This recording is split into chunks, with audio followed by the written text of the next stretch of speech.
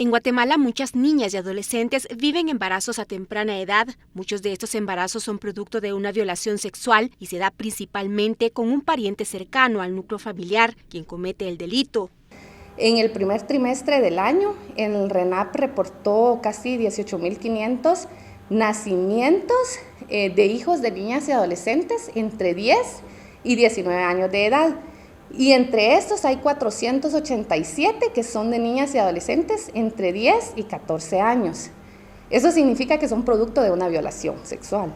Palma indicó que el 90% de los casos que atiende el Refugio de la Niñez en los centros de protección de niñas y adolescentes víctimas de violencia sexual, el delito lo han cometido el papá, abuelo, tío o alguien cercano. Es una situación compleja principalmente porque la familia, que es quien inicialmente debería estar protegiendo a la niña, pues hay situaciones de negligencia, descuido. En muchos casos las niñas comentan la situación que están viviendo y no se les cree en algunos casos.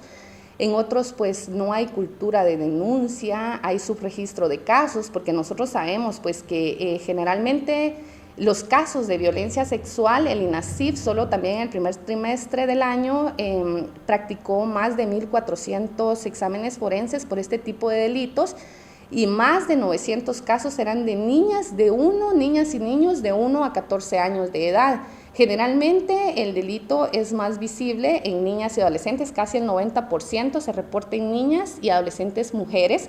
Esto no significa que no hayan casos de niños varones, pero generalmente la violencia sexual es más visible cuando pues, resulta en un embarazo, por ejemplo. Muchas de las niñas son llevadas al centro de salud por malestares o bien por los daños físicos y psicológicos provocados por la violación. Es aquí donde se evidencia que han sido víctimas de violencia sexual. Pero por supuesto están otros casos que no son visibles porque algunas niñas ni siquiera han tenido pues, la oportunidad de decir lo que están viviendo y por ende los papás o los familiares no denuncian el caso. Entonces las estadísticas que nosotros conocemos son de todos aquellos casos que ya fueron visibles. Pero a la par de todos estos hay muchos otros que no están siendo denunciados, que muchas niñas y niños están siendo víctimas de este tipo de delitos y que no han tenido la oportunidad de tener una atención.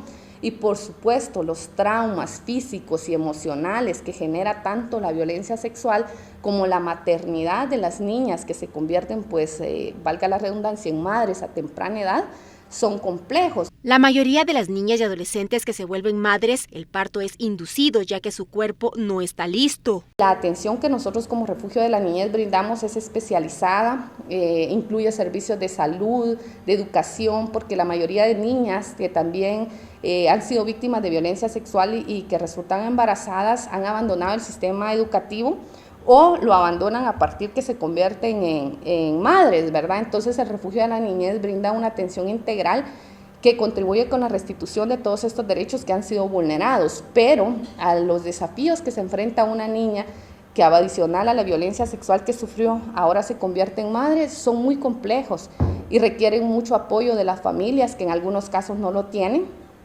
más cuando el victimario es parte del mismo círculo familiar, porque las familias muchas veces rechazan a las niñas porque creen que existe un estigma o una problemática que culpan a las niñas por lo que pasó, cuando en realidad ellas son unas víctimas. Por el delito de violencia sexual existen penas que se imponen que van desde los 8 a 12 años de prisión. Sin embargo, hay algunos agravantes que se van sumando a las sentencias cuando los casos, por ejemplo, cuando es el papá, hay una mayor condena, cuando es un familiar, ¿verdad?